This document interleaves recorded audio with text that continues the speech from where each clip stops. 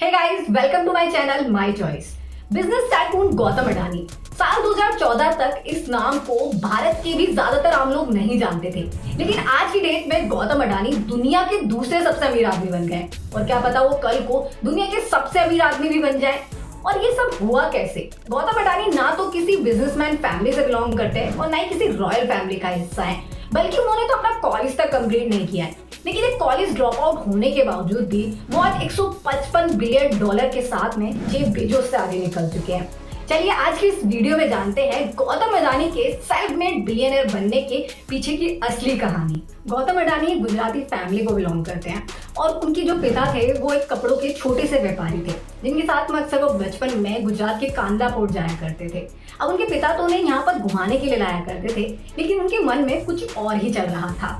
गौतम अडानी को समुद्र की लहरों से ज्यादा इंटरेस्ट समुद्र से होने वाले करोड़ों के बिजनेस में था और कहते हैं कि उन्होंने स्कूल डेज में ही डिसाइड कर लिया था कि एक दिन वो समुद्र पर राज करेंगे।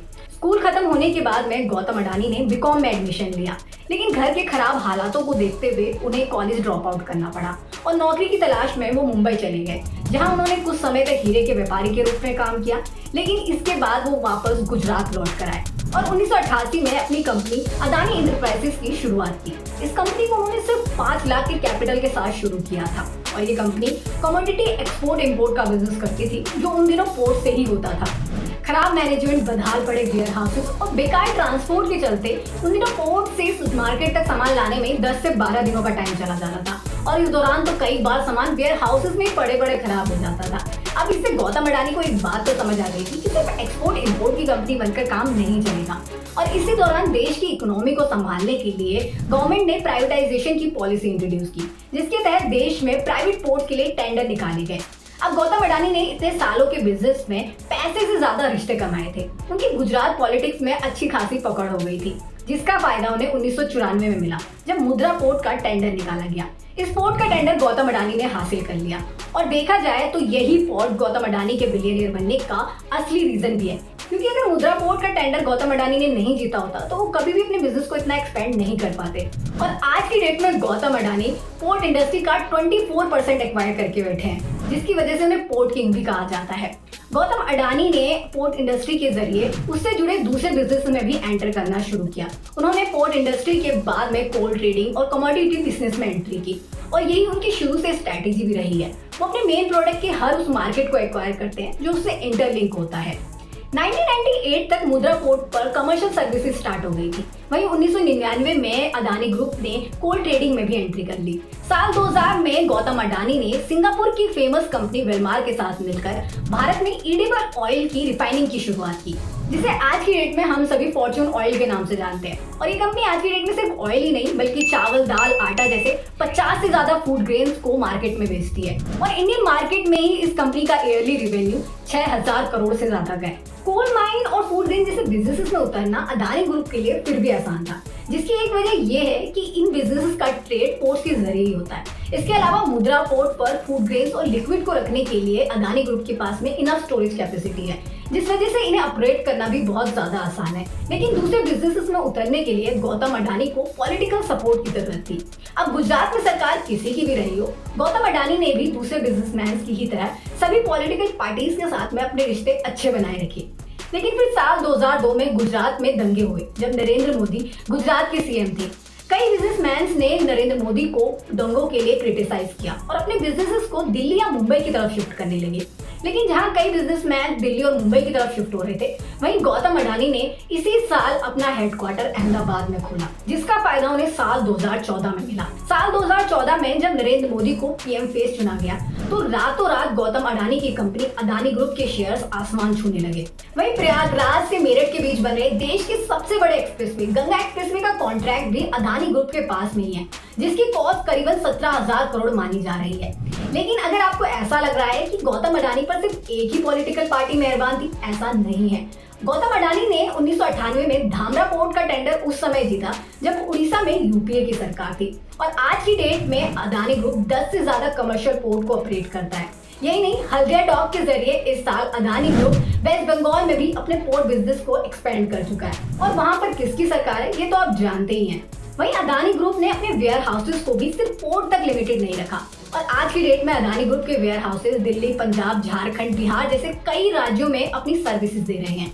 इसके अलावा छत्तीसगढ़ की झिटकोर और खरगांव कोल माइन और महाराष्ट्र की गोंडखारी कोल माइन भी अदानी ग्रुप के ही कंट्रोल में है, जिसे उन्होंने हाईएस्ट रिवेन्यू शेयर रिटर्न की बोली लगाकर जीता था। और आपको अब अगर थोड़ी भी पॉलिटिक्स की नॉलेज है तो ये तो जानते ही होंगे कि इन स्टेट्स में कब कब किन पॉलिटिकल पार्टीज की सरकार रही है, जिस वजह से यहाँ पर ये नहीं कहा जा सकता कि गौतम अदानी की सक्सेस में पॉलिटिकल पार्टीज का हाथ रहा है, बल्कि देखा जाए तो ये सब गौतम अदानी के लॉन्ग टर्म बिजनेस स्ट्रेटेजीज का नतीजा है, जिस पर वो सालों से काम कर रहे थे। गौतम अडानी ने जितने भी गवर्नमेंट प्रोजेक्ट्स में इन्वेस्ट किया है वो लॉन्ग टर्म में तो उन्हें काफी ज्यादा फायदा पहुंचाने वाले हैं, लेकिन इनमें रिस्क भी बहुत ज्यादा है। वहीं इन्वायरमेंटल कॉज से जुड़े होने की वजह से ये प्रोजेक्ट अक्सर कॉन्ट्रोवर्सीज में भी आ जाते हैं, लेकिन अब गौतम अडानी को इन कॉन्ट्रोवर्सी से कोई फर्क नहीं पड़ता। इसीलिए तो ऑस्ट्रेलिया में कोल माइन कंट्रोवर्सी में फंसने के बावजूद भी उन्हें झारखंड में प्लांट लगाने की इजाजत मिल गई। रिपोर्ट के मुताबिक झारखंड में लगने वाले कोल प्लांट के लिए 36 बिलियन लीटर पानी गंगा नदी से लिया जाएगा, जिसकी वजह से यहाँ के कई लोगों ने इस प्रोजेक्ट के खिलाफ प्रोटेस्ट भी किया।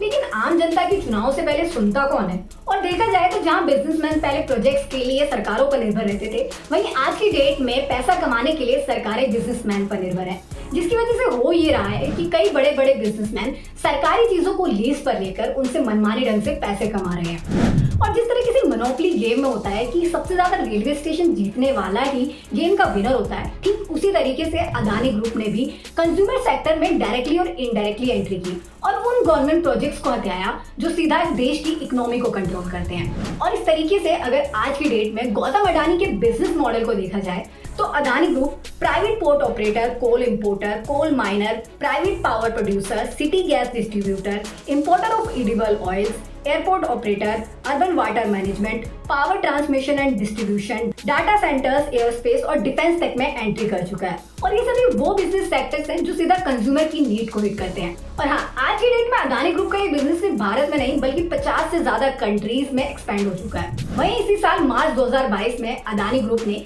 स्विस कंपनी हॉलीकॉम सीमेंट के इंडियन बिजनेस को $10 बिलियन में एक्वायर कर सीमेंट इंडस्ट्री में भी एंट्री कर ली है। इसके अलावा आप लोग ये तो जानते ही होंगे कि रिसेंटली गौतम अदानी की कंपनी ने एनडीटीवी में भी 26% के शेयर एक्वायर किए हैं, जिसके बाद अब वो मीडिया में भी एक पावरफुल पोजीशन में आ गया है। हाँ, जानती हूँ, अब आप सोच रहे होंगे कि अदानी ग्रुप ने अपने बिजनेस को इतना ज्यादा एक्सपेंड कर लिया, इतने सारे गवर्नमेंट प्रोजेक्ट्स हासिल कर लिए, वो सब तो ठीक है, लेकिन इन बिजनेसेस में इन्वेस्ट करने के लिए उसके पास इतना सारा पैसा आया कहाँ से? तो दोस्तों, जवाब है बैंक्स और इन्वेस्टर। रिपोर्ट के मुताबिक मुंबई के शिवाजी महाराज इंटरनेशनल एयरपोर्ट को एक्वायर करने के लिए अदानी एयरपोर्ट लिमिटेड ने 8,000 करोड़ का कर्ज लिया था, जिसमें डेवलपमेंट और मेंटेनेंस के लिए उसने एक्सिस बैंक से 2100 करोड़ का लोन लिया। वहीं इसके अलावा अदानी पावर्स पर मार्च 2021 तक 6,50,000 मिलियन रुपीस का कर्ज था और इसी तरीके से उसके दूसरे वेंचर्स पर भी करोड़ों का कर्ज है। और अगर ओवरऑल डेब्ट की बात की जाए तो ट्रांसफर की एक रिपोर्ट के मुताबिक अदानी ग्रुप पर $67 बिलियन का कर्ज है। लेकिन इतने कर्ज में डूबे होने के बावजूद भी ना तो अदानी ग्रुप लॉस में है और ना ही उसे लोन और इन्वेस्टमेंट मिलने में कोई प्रॉब्लम हो रही है, जिसकी सबसे बड़ी वजह यह है कि अदानी ग्रुप के ज्यादातर बिजनेस प्रॉफिट में है, स्पेशली उसका पोर्ट बिजनेस। रिपोर्ट के मुताबिक अदानी ग्रुप का ईयरली रेवेन्यू $20 मिलियन का है, जिसमें सबसे ज्यादा शेयर उसके पोर्ट्स का ही है। गौतम अडानी के पास में दूसरे बिजनेसमैन की तरह, दूसरे बिलियनियर्स की तरह फैंसी डिग्रियां नहीं है, हाँ, लेकिन उन्हें बिजनेस करना आता है और उनकी बिजनेस स्ट्रेटेजी शुरू से क्लियर रही है कि हर उस मार्केट में उतरना जो उनके प्रोडक्ट या फिर कंज्यूमर से लिंक करता है, और इसकी वजह से ही वो आज इतने बड़े बिलियनियर बन पाए हैं। और जहां 2001 में उनकी संपत्ति 5,786 करोड़ थी और 2014 में 75,000 करोड़ थी, आज वही संपत्ति $155 बिलियन यानी कि 12,40,000 करोड़ हो चुकी है। खैर, अब आप मुझे कमेंट करके बताइए कि गौतम अडानी के सेल्फ मेड बिलियनर बनने की ये इनसाइड स्टोरी आपको कैसी लगी और क्या आपको उनकी बिजनेस स्ट्रेटेजीज पसंद आई? वहीं अगर आपको ये वीडियो पसंद आया हो, इन्फॉर्मेटिव लगा हो, तो इसे लाइक शेयर करना बिल्कुल भी मत भूलिएगा और हाँ, मेरे चैनल को सब्सक्राइब करना भी मत भूलिएगा।